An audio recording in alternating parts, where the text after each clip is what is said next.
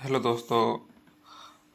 आज हम read syllabus के बारे में चर्चा करते हुए और रीड रीड सिलेबस के कुछ टॉपिक भी पढ़ेंगे। तो सबसे पहले हम नोटिफिकेशन आने वाला रीड का और सिलेबस देख लेते हैं हम एक बार। रीड इंग्लिश लेवल 2 का, इसमें इंग्लिश की लैंग्वेज सेकंड रहेगी, भाषा जो सेकंड होती है उसके अंदर पढ़ेंगे हम। सिलेबस देखते हैं पहले।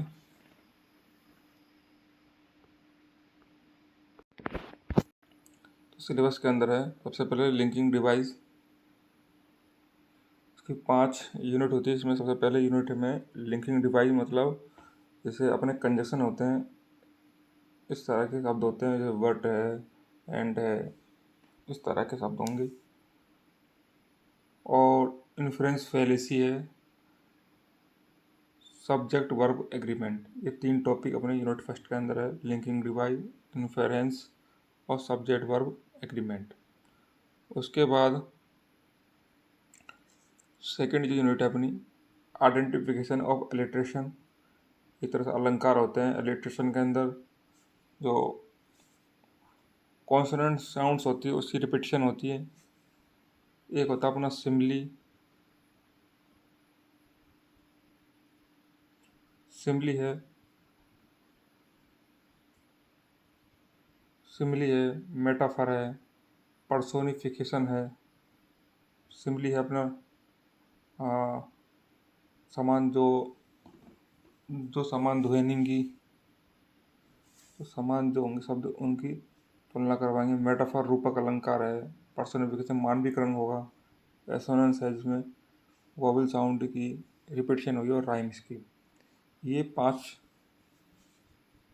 6 इलिट्रेशन, सिमली, मेटाफर, पर्सोनिफिकेशन, एसोनेंस और राइम स्कीम, इन 6 है अपने सिलेबस के अंदर।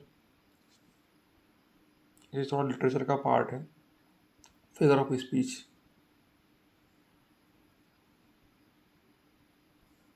उसके बाद अपन पढ़ेंगे model, idiom and phrase. Literary terms के अंदर आती है sonnet, elegy, drama, short story. तो ये 4 टॉपिक भी अपने लिटरेचर वाले भागे, सोनेट, एलिजी, ड्रामा और शॉर्ट स्टोरी। ये लिटरेरी टर्म्स के अंदर आएंगे 4। उसके बाद हम पढ़ेंगे English sound and their phonetic symbol. Phonetic symbol बनने इसकी पूरी कंप्लीट यूनिट, ये 5 क्वेश्चन आते हैं 5 नंबर के। एक यूनिट 5 नंबर की आती है इसमें। उसके बाद पढ़ेंगे हम प्रिंसिपल ऑफ इंग्लिश टीचिंग, जो इंग्लिश पढ़ाने के जो सिद्धांत है उनके बारे में, और इंग्लिश की डिफ़िकल्टी, इंग्लिश की जो कठिनाई है उसके बारे में पढ़ेंगे। उसके अंदर ही हम रोल ऑफ होम लैंग्वेज, ये एक यूनिट है। रोल ऑफ होम लैंग्वेज मतलब इसका जो होम लैंग्वेज अपने जो इसका क्या रोल है, रोल इसका क्या, और इसके बाद CLT पढ़ेंगे, कम्युनिकेटिव लैंग्वेज टीचिंग। बस CLT, ये पॉजिटिव कैसे टाइप हुआ है कुछ नहीं है। CLT communicative language teaching, CLT। उसके बाद लास्ट जो अपना रहेगा रेमेडियल टीचिंग, उपचारात्मक शिक्षण और मेथड ऑफ एवोल्यूशन, मूल्यांकन की विधियाँ। तो कुल मिलाकर अपना ये पूरा सिलेबस रहेगा। इस सिलेबस के अंदर कुछ भाग अपना फिगर ऑफ स्पीच वाला है और कुछ भाग अपना लिटरेरी टर्म्स वाला है। ये दोनों भाग अपने इंग्लिश लिटरेचर संबंधित रहेंगे। कोई ज़्यादा कठिन नहीं है, बहुत आसान है, इसको अपन आसानी से कर लेंगे। तो सबसे पहले हम लिटरेचर वाला पार्ट ही पढ़ेंगे। तो सबसे पहले हम पढ़ेंगे लिटरेरी टर्म्स वाला पार्ट, जिसके अंदर सोनेट पढ़ेंगे, एलिजी पढ़ेंगे, ड्रामा पढ़ेंगे, शॉर्ट स्टोरी पढ़ेंगे। तो आज हमारा चैप्टर जो रहेगा लिटरेरी टर्म्स रहेगा। लिटरेरी टर्म्स, तो लिटरेरी टर्म्स के अंदर हम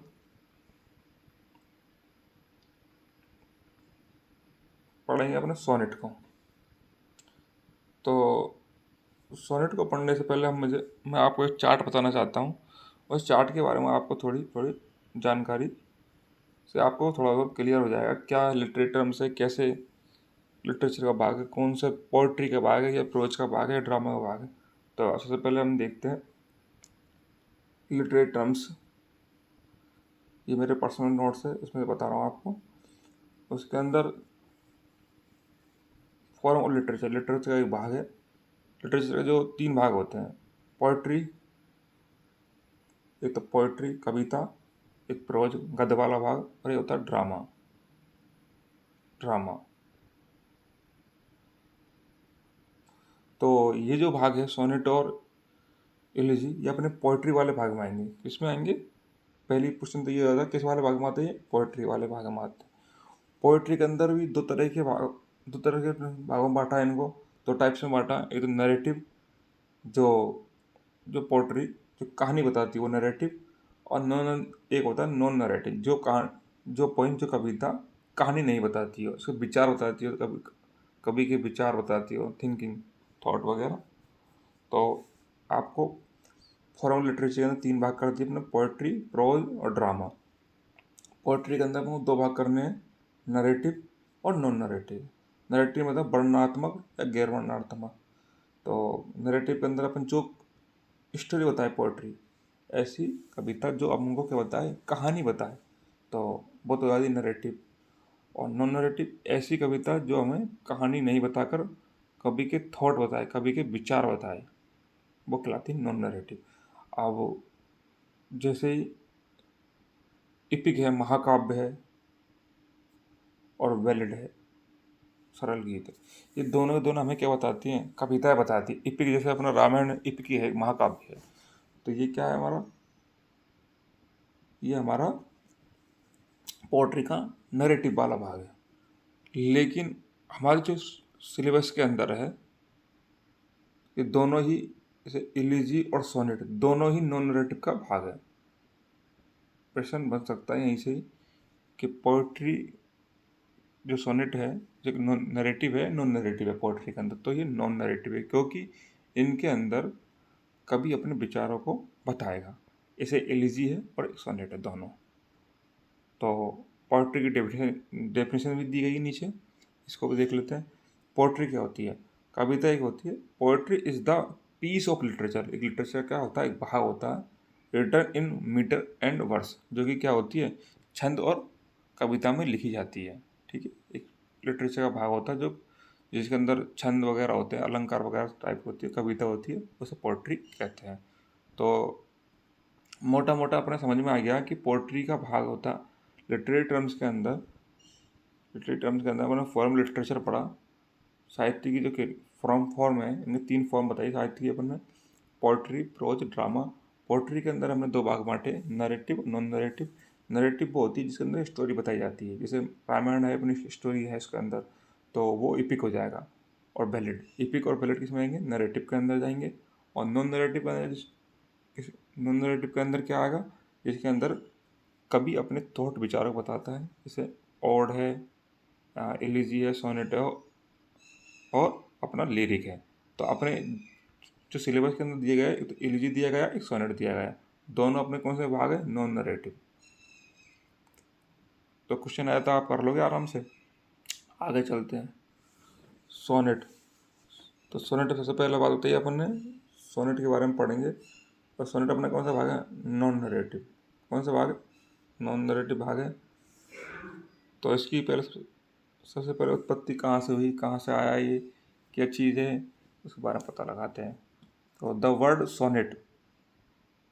सोनेट जो है, हैज़ बिन ड्राइव्ड, आया है कहाँ से? इटालियन वर्ड है। कैसा वर्ड है ये? इटली से आया है, इटालियन वर्ड है। पहला क्वेश्चन तो ये हो जाएगा कि कौन सा वर्ड है? सोनेट इटालियन वर्ड है। शब्द कौन सा इटालियन का? सोनेटो। तो सोनेट लिखने के बाद टी ओ लगा देना, ये शब्द हो जाएगा सोनेटो। सोनेट लिखने के बाद टी ओ लगा देना, तो इस शब्द से ये आया है। हाँ, इटालियन वर्ड है जिसका अर्थ होता है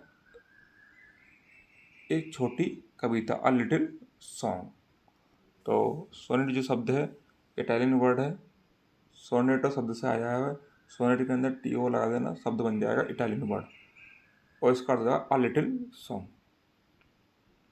उसके बाद हम पढ़ेंगे सेकंड पॉइंट इसका, sonnet is a 14 lines written in iambic pentameter. ये लाइन बहुत ही इंपॉर्टेंट है। ज़्यादातर पेपर में यही पूछता है कि सोनेट कितने लाइन की होती है, कि 14 लाइन की होती है, 14 लाइन्स। कितनी लाइन की होती है? 14 लाइन की। और किस रिटर्न में लिखी जाती है? Iambic pentameter. एक पेंटामीटर आइम्बिक पेंटामीटर में लिखी जाती है। तो आपको डिटेल में जानने की जरूरत नहीं कि आइम्बिक पेंटामीटर क्या होता है क्या नहीं होता, आपको डायरेक्ट याद कर लेना है भाई, सोनेट जो होती है 14 लाइन की होती है और आइम्बिक पेंटामीटर में लिखी जाती है। उसके बाद तीसरी जो पॉइंट बताएंगे आपको, तीसरा पॉइंट जो बता रहा हमें, sonnets have a definite rhyme scheme. तो इसकी जो राइम स्कीम होती है वो निश्चित होती है, आप उसको चेंज नहीं कर सकते। और उसका स्टेंजा भी क्या होता है? Fix stanza structure. तो इसकी विशेषता में क्या, इसकी विशेषता में क्या आ जाएगी कि भाई इसकी स्टेंजा जो होता है, इसका स्टेंजा क्या होता है? फिक्स होता है। और इसका राइम स्कीम भी क्या होती है? फिक्स होती है। दोनों चीज़ें क्या होती है इसकी? फिक्स होती है। उसके बाद अगली विशेषता क्या है इसकी? This is a non narrative poem, मैंने बता ही दिया आपको। तो इसके अंदर कहानी नहीं बता के वहाँ पोइट के थॉट बताए जाते हैं। 16th century is important because sonnet introduce English. 16th century में ये इंट्रोड्यूस इंग्लिश के अंदर इंट्रोड्यूस हुई थी। तो जैसे मैंने एक कविता ली है, तो इस तरह की कविता है। तो सोनेट की कितनी लाइन होती है? पहले लाइन बताओ आप, लाइन गिन लो, 1 2 3 4, 1 2 3 4 5 6 7 8 9 10 11 12 13 14 लाइन की होगी कविता। ठीक है, अब इसके अंदर आप पढ़ोगे इसको, तो इसमें कभी अपने थॉट बताएगा, विचारों को बताएगा। ठीक है, अब ये फिक्स राइम स्कीम होती है। देखो स्टेंजर, देखो उसको, देखो 4 कॉलम, इसके बाद 4 4 का कॉलम बना, 4 4 का अपना स्टेंजर बना हुआ है। ये स्टेंजर बना हुआ है 4 4 का। उसके बाद ये 4 4 का 3 स्टेंजर, 4 × 3 मतलब 3 क्वार्टरंस बने हुए हैं और एक कपलेट बना हुआ है। तो ये आगे समझ में आएगा क्वार्टरन क्या है, कपलेट क्या है आपके। लेकिन इस 14 लाइन के अंदर इनकी स्ट्रेंजा फिक्स होता है। उसकी राइम स्कीम में देखो, देखो ए बी है ना, उसके बाद सी डी ई एफ जी, ये फिक्स क्या होती है? राइम स्कीम भी फिक्स होती है और स्ट्रेंजा भी इनका फिक्स होता है। 14 लाइन की कविता होती है। ठीक है, अब आगे अपन देखते हैं इसके प्रकार भी होते हैं, टाइप्स ऑफ सोनेट। सोनेट के प्रकार अब मुख्य रूप से 3 प्रकार की होती है। एक चौथी जो है कटल सोनेट, जो काट छाट कर बनाई गई है चौथी यूनिट, कटल सोनेट। तो मुख्य तो 3 ही होती है, लेकिन इसको चौथी भी अपन ऐड कर लेते हैं। एक बार पेपर में पूछ भी ली थी कि कटल सोनेट कितने लाइन की होती है, तो 10.5 लाइन की होती है। ये चार्ट अपन लास्ट में पढ़ेंगे तो भी ठीक रहेगा। तो एक बार देख लेते, चलो ठीक है। टाइप्स ऑफ सोनेट, तो पहला पेट्राकन सोनेट, शेक्सपियरियन सोनेट, और स्पेंसरियन सोनेट और कर्टल सोनेट।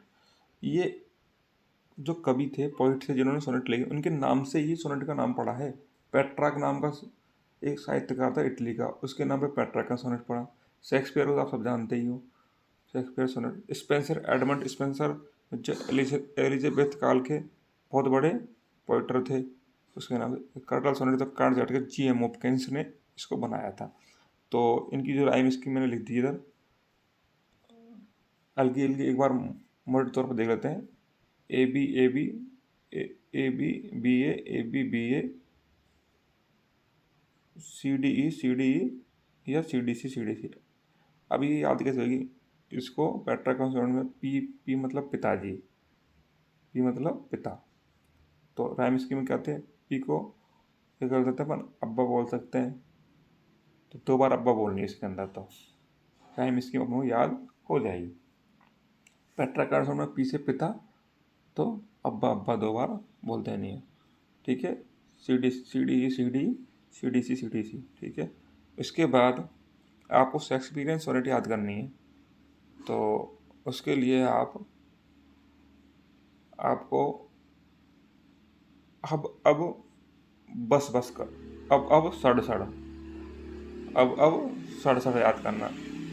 अब सड़ सड़, इफ इस तरह याद हो जाएगी। अब सड़ सड़ इफ जी जी। तो अब जब बादाम शेक पीने जाएंगे तो हमें बोल देंगे, याद करने ट्रिक बता रहा हूँ आपको, जैसे बादाम शेक पीने जाएंगे आप तो बोल देंगे यार अब सड़ा सड़ा सड़ा आ गया, मतलब सड़ सड़ इफ अब रहने दो जी जी। तो अपन बादाम सेकने पीने जाएंगे, लास्ट में जी जी आएगा, ठीक है। उसके बाद आ जाए आप Spenserian sonnet.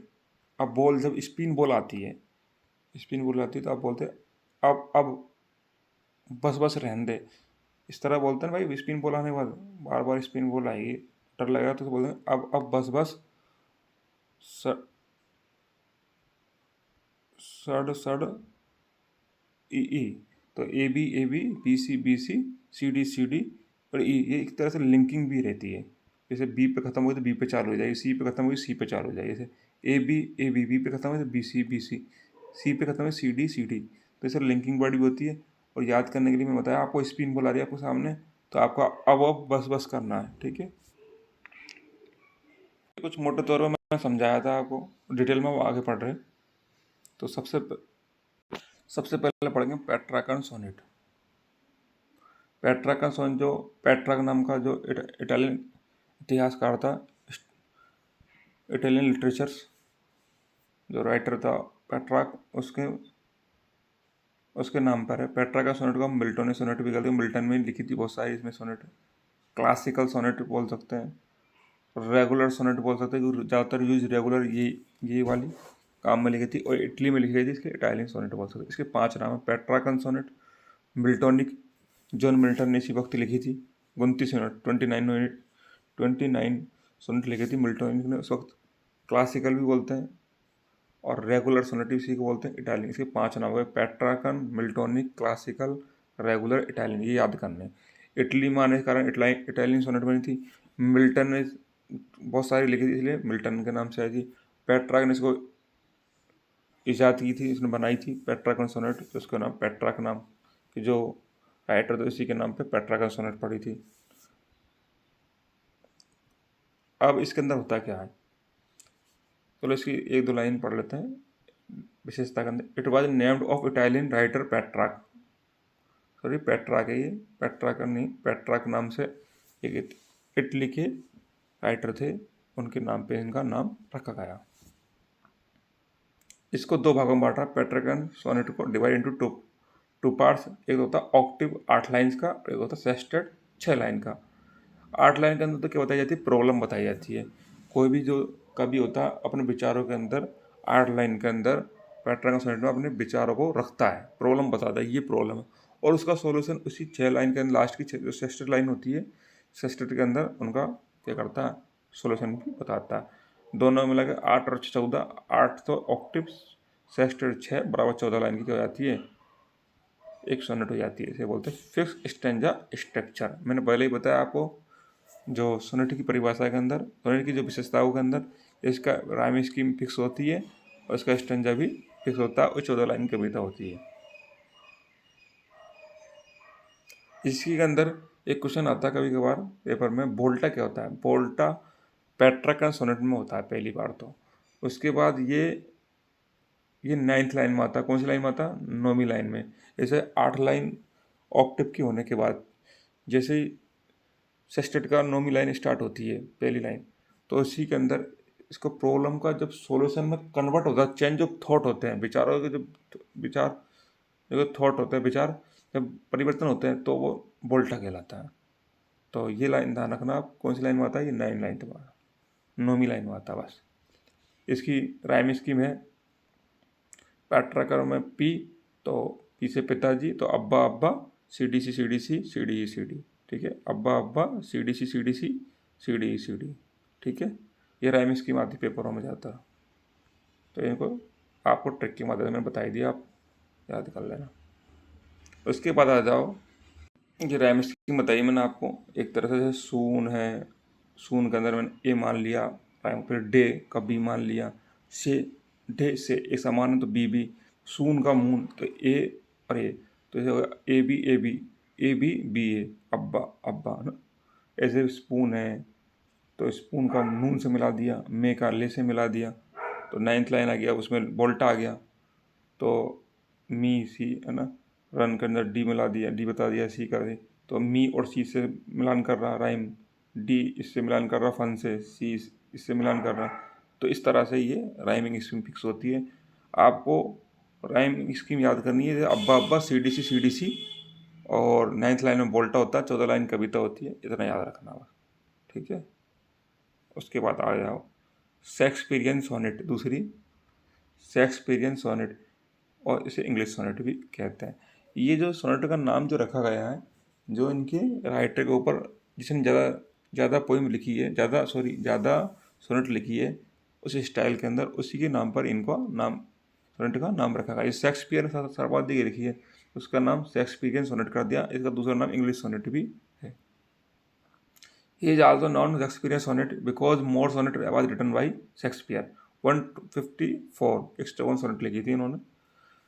Shakespeare was the greatest sonneteer of England. Sonnet लिखने वाले क्या बोलते हैं? सोनेटर बोलते हैं। देखो ये भी क्वेश्चन पूछा हुआ है एक बार। ठीक है, TOR लगा देना। शब्द की बात करें तो TO लगा देना, और राइटर की बात करें तो सोनेटर लिखने वाले की तो आर जोड़ देना, सोनेटर हो जाएगा। तो Shakespeare was the greatest sonneteer of England, England के बहुत बड़े सोनेटर थे ही। उसके बाद आगे पढ़ते हैं। Shakespearean sonnet divide into two parts. उसके 2 पार्ट करते हैं पेट्रिक का सोनेट के, तो ऑक्टिव और सेस्टेट बताए थे, लेकिन इसके क्वार्टरंस 3x4, मतलब 4 लाइन की तीन पंक्तियाँ होगी, 4 लाइन की। एक क्वार्टरन में 4 लाइन होगी, और 4 × 3 4 तिया 12, 3 क्वार्टरंस होंगे 4 लाइन के 12, और एक कपलेट होगा दोहा टाइप का 2 लाइन्स का, कुल मिलाकर 14 लाइन्स होगी इसके अंदर। शेक्सपियर रोट 154 सोनेट, जिसके अंदर 126 जो लिखी थी अपने दोस्त मिस्टर WH को एड्रेस की थी, संबोधित की थी। उसके बाद 26 जो थी मिस्टर डार्क लेडी को, और 2 कन्वर्सन स्टाइल में लिखी थी। तो इस तरह के 154 सोनेट लिखी थी। इसकी राइम स्कीम मैंने पूरा सेठ जी याद कर लो, शेख जी, लास्ट में जी मिलेगा, शेख जी डबल जी बस। तो अब बस अब सड़ इफ जी, शेख जी याद कर लो, शेख जी से सेठ जी, जी लास्ट में आ जाएगा। AB CD EF जी। तो इसी तरह मैंने आपको अभी बताया कि 3 क्वार्टरन होंगे, 4 लाइन के 3 क्वार्टरन, और लास्ट में एक कपलेट। ठीक है, इस तरह से इसकी राइम स्कीम होगी। हम इनको याद करने के लिए ऐसे याद नहीं करना AB, इनको हिंदी में याद करना अब सड़ इफ जी। ठीक है, अब आ जाए तीसरे नंबर की स्पेंसरियन सोनेट। एडमंड स्पेंसर के नाम पे ये स्पेंसरियन सोनेट और एलिजाबेथन सोनेट इसलिए लिखा है कि ये एलिजाबेथ पीरियड के अंदर इसने सर्वाधिक लिखी थी। Spenser is regarded as the true father of the Elizabethan sonnet. Father ही बता दिए इसको, ट्रू फादर कौन है एलिजाबेथन सोनेट का? स्पेंसर। मीनिंग गलत है, ऐसे ही है ना, स्पेंसर सोनेट। तो 29 29 sonnet was written by Adam Spenser in 1569 में, पीरियड ऑफ एलिजाबेथन। तो 1569 के अंदर 29 सोनेट कौन ने लिखी थी? एडमंड स्पेंसर ने इसी स्टाइल में लिखी थी। इसका शेक्सपियरियन सोनेट और स्पेंसर सोनेट का दोनों का नाम SS है। दोनों का जो क्वार्टरन है, स्ट्रेंजर स्ट्रक्चर सेम है। स्पेंसर का भी वो 3 क्वार्टरंस 3x4, और कपलेट एक 2x1। तो इस तरह ही इस शेक्सपियरियन सोनेट की तरह ही स्पेंसर सोनेट का स्ट्रेंजर स्ट्रक्चर सेम है। 12 लाइन्स की 4x3 और 2 लाइन्स का कपलेट।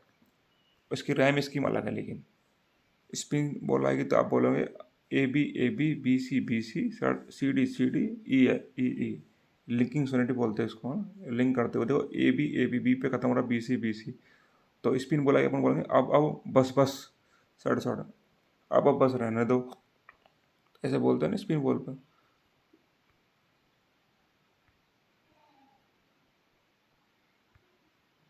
अब आगे बढ़े लास्ट एंड कार्टल सोनेट। तो इसके इन्वेंटन, इसको जो आविष्कार किया जी एम हॉपकिंस, इतनी ज़्यादा नाम रखना है इसका आपको, जी एम हॉपकिंस का। और ये कितनी लाइन की होती है? 10.5 line, 10 lines. It has 10 line and half line, 10.5 line की रखती है। ये पेट्रा सोनेट का कार्ड, पेट्रा सोनेट के अंदर 3/4 लाइन, पेट्रा सोनेट की 3/4 लाइन होती है। इसको अपन पेट्रा सोनेट के अंदर काट छाट करके छोटी कर देते हैं, जी एम हॉपकिंस ने बनाई है इसको सबसे पहले। उसके बाद एक फैक्ट और है, हार्ली Coleridge was also great sonneteer in romantic period. Romantic period के जो ग्रेट सोनेटर थे हार्ले कोलरेज थे, ठीक है। उसके बाद एक दो फैक्ट हो रहे, 1 line of iambic pentameter has 5 feet. तो एक लाइन होती है आयम्बिक पेंटामीटर की जो 5 फीट रखती है, और 1 फीट के अंदर 2 सिलेबस होते हैं, 2 सिलेबल होते हैं। अब ये सिलेबल क्या है और ये फिट क्या है, इनको डिटेल में पढ़ने की ज़रूरत नहीं है। ये आपको लिटरेचर जब पढ़ोगे, इंग्लिश लिटरेचर, इंग्लिश से जो संबंध रखता है उनके लिए काम की चीज़ है। तो ये आपको डायरेक्ट रट लेने हैं अभी कि भाई एक लाइन के अंदर 5 फीट होते हैं आयम्बिक पेंटामीटर की में, और एक एक फीट जो होता है 2 सिलेबल का होता है, ठीक है। ये 10 सिलेबल होगा, ठीक है, ये 2 नहीं होगा, 10 सिलेबल, ठीक है। तो एक लाइन के अंदर 10 सिलेबल और 5 फीट होते हैं, ठीक है। 1 फीट 2 सिलेबल का बराबर होता है। तो आयम्बिक पेंटामीटर की जो राइम स्कीम होती है, राइम होती है, कविता होती है, उसके अंदर 5 फीट होते हैं एक लाइन के अंदर, और 5 फीट के अंदर 1 फीट के अंदर 2 सिलेबल होते हैं, इसलिए एक लाइन के अंदर 10 सिलेबल होते हैं। कितने होते हैं? 10। तो थैंक यू फॉर वॉचिंग, और नेक्स्ट वीडियो हमारा एलिजी के लिए आएगा। तो दोस्तों देखते रहिए।